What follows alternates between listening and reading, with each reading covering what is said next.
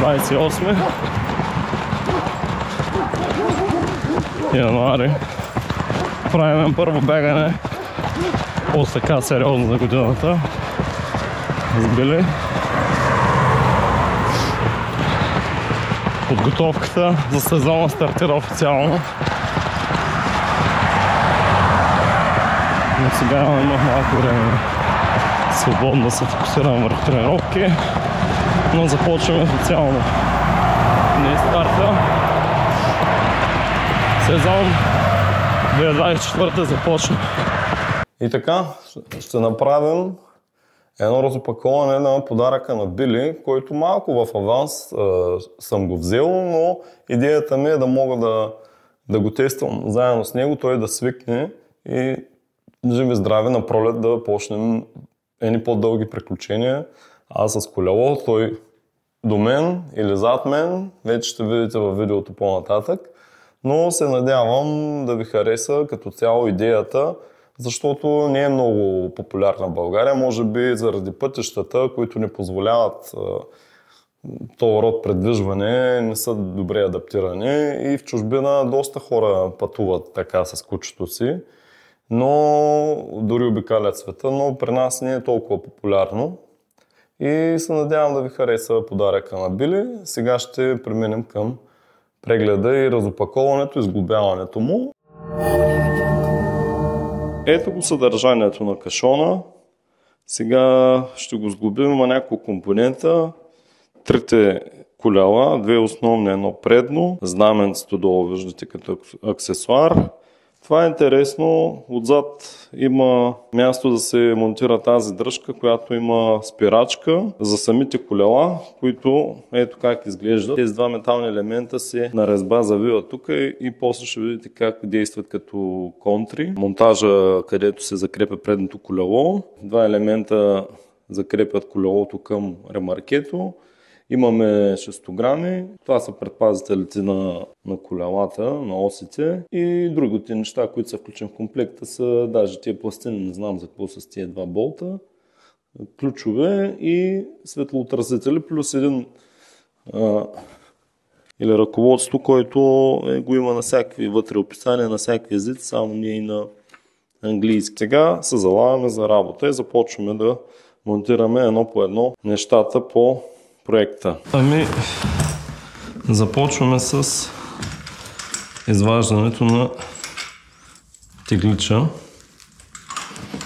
който е захванат за рамката сами скоби. Виждате колко компактно се събира. Тук имаме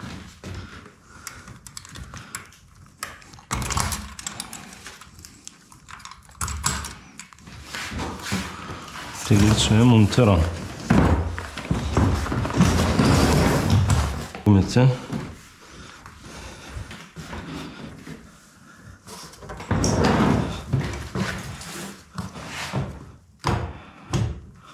Тук отдолу има един бутон, който се натиска, за да влезне гумата. Доста лесно става монтажа.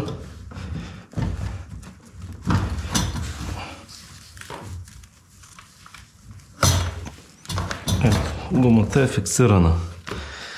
Както виждате, има и амортисьори, които ще обират вибрациите от клатеното по неравности. И ето, виждате колко лесно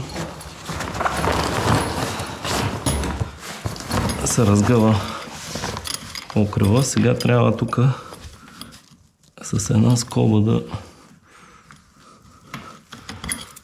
да фиксираме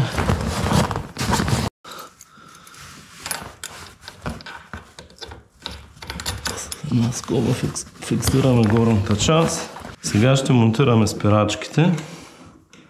Ето на резба.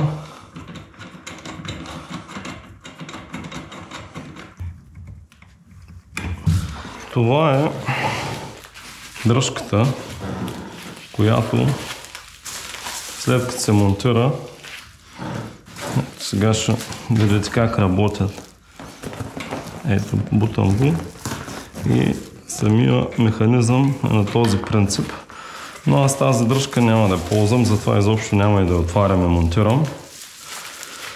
Ами ще разкача, ще развия спирачните механизми. Тук от тези фиксиращи болтове ще ги сваля, понеже това е излишно тегло. Сега ще ви покажа и монтажа на предното колело. Макар че и него няма да го ползвам. Но просто ще го монтирам, за да видите. Слагаме шайбите.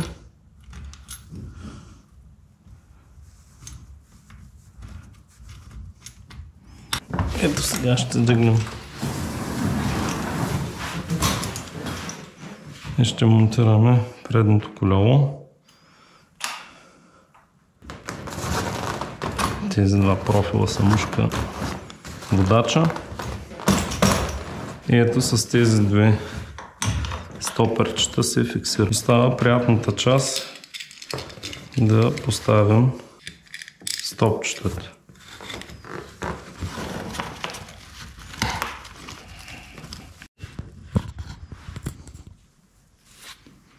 Ами това е сглобено ремаркето.